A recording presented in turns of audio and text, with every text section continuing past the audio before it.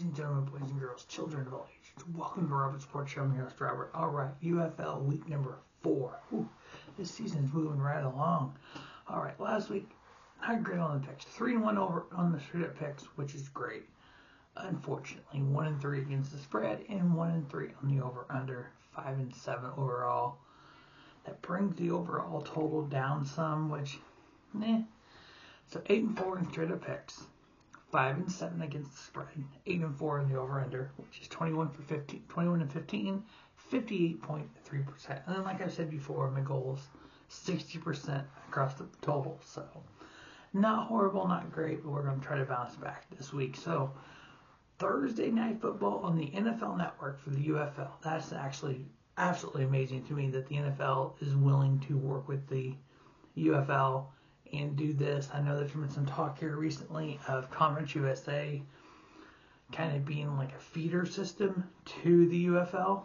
So it's going to give a lot of athletes a chance to, as the UFL expands, to play football professionally, but not make the NFL. Maybe this is that stepping stone from the UFL to the NFL. So let's see if we can make that pipeline a little bit better, which obviously the better college is, the better UFL is, the better the NFL can be as well. All right, tonight's game, not a stellar matchup.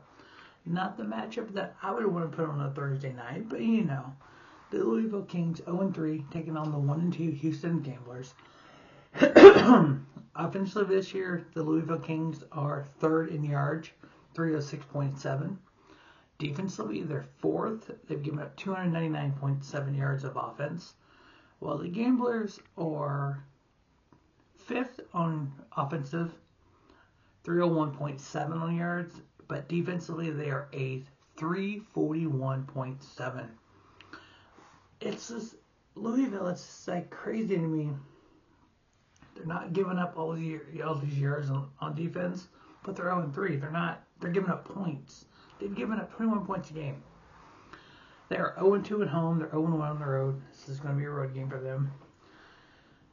Jason Bean isn't playing horribly. Yeah, he is. What am I saying? 41 for 88, which is 46.6%.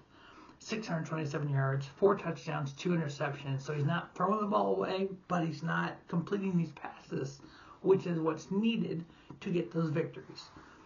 While on the other hand, the Houston Gamblers, they're 1-0 at home, so they're at home here, so maybe they'll get that second win. Now, their quarterback situation. All 3 of their quarterbacks have had time in games, but all 3 of them have struggled at times. Hunter Degas, 26 for 41, which is 63.4%. 274 yards with no touchdowns or interceptions. Nolan Henderson, 18 for 32, which is 56.2%. 220 yards, no touchdowns, 2 interceptions. And then Tali Tagovailoa, I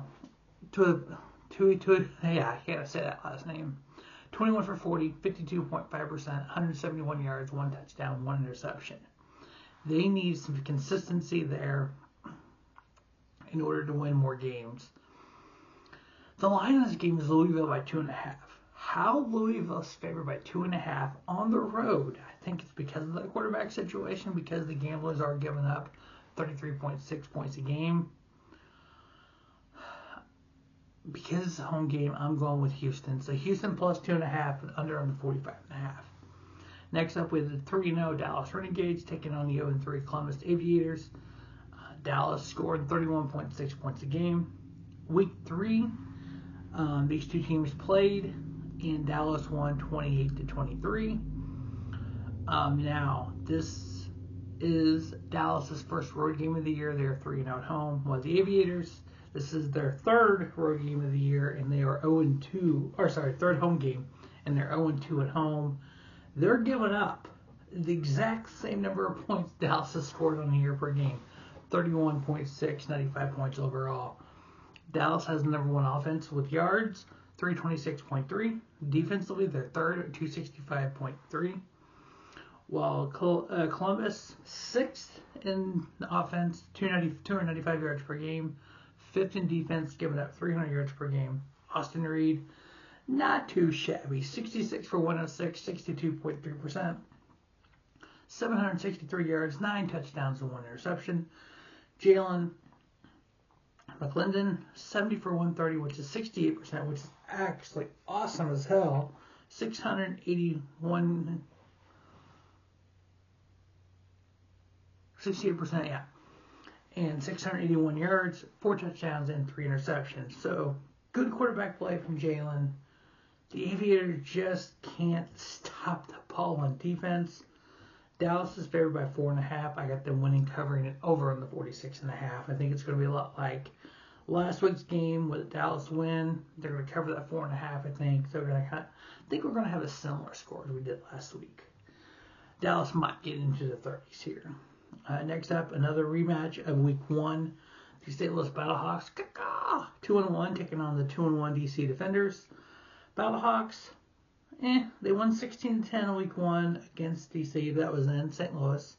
They were 2-0 at home, 1-0 on the road, while Dallas was 1-1 on the road, and they were 1-0 at home. Offensively, the Blackhawks, 245.3, which is 8th, which isn't that great for them. Defensively, they're 267.7, which is 2nd overall, which is really good. While the Defenders are 7th in offense, 261, and 1st in defense at 244. So this can be a defensive game like we had last time, 16-10. So it's going to be kind of not a lot of points scored. But if you look at their point total, Blackhawks are scoring 21.6 per game, giving up 23.6. Defenders are scoring 33 a game, giving up 16.3. But now you have that good defense against each other. Can the offense recover from that? Brendan Silver's 44 for 78 for the Blackhawks, 56.4%, 460 yards, 2 touchdowns, 3 interceptions, turnovers. Jordan Tamley the same way, 32 for 54, 59.3%, 395 yards, 2 touchdowns, 4 interceptions. These two teams have turned the ball over so much this year, and that's part of why they're only 2-1. I think it's going to be just like that Week 1 game, probably maybe in the 20s, the most points scored. DC is favored by 3.5, so I got them covering the 3.5 at home. I am taking under on the 43.5. And then our last but not least, the 3-0 Orlando Storm taking on the 1-2 Birmingham Stallions. The Orlando Storm, 2nd in offense at 312 yards per game, 7th in defense at 323. You could have the best offense in the world, but if you ain't stopping no one on defense, that offense doesn't help. While Birmingham, 4th in offense, 304.7, 6th in defense, 316.3. This could be a game that gets out of hand quick because these two defenses cannot stop the other team. But they're getting all these yards, but they're not turning into points. So Orlando is scoring 23.6 points per game. Orlando is giving up 17.3. But they have the 7th worst offense on yards. That's so crazy to me. It's like they're giving them a chunk of the field, but they're not stopping them. Birmingham is giving up 23 points a game, only scoring 21.6. Jake Plummer, 56 for 79, 70.9%. 672 yards, 6 touchdowns, and 1 interception. Matt Quarrell, 58 for 90, which is 64.4%. 686 yards, 5 touchdowns, 4 interceptions. Birmingham is favored by 1.5 at home, which blows me away why they're favored at home to a 3-0 team, but they're at home. So, okay. But you know what? I'm going on a limb here. I'm going to Orlando plus 1.5 and over on the 45.5. So that is Louisville. So the first game, I got Houston plus 2.5, under on the 45.5. Second game, Dallas minus 4.5, over on the 46.5. DC minus 3.5, under on the 43.5. And then Orlando plus 1.5 and over on the 45.5. All right, that is week number 4 of the UFL season. Stay tuned to our Report Show for all NASCAR, pro wrestling, all kinds of stuff that's going on this weekend. As always, thanks for watching Robert Sports Show. Don't just have a great day. Have a spiffy day. Robert Sports Show, your YouTube leader, sports channel content.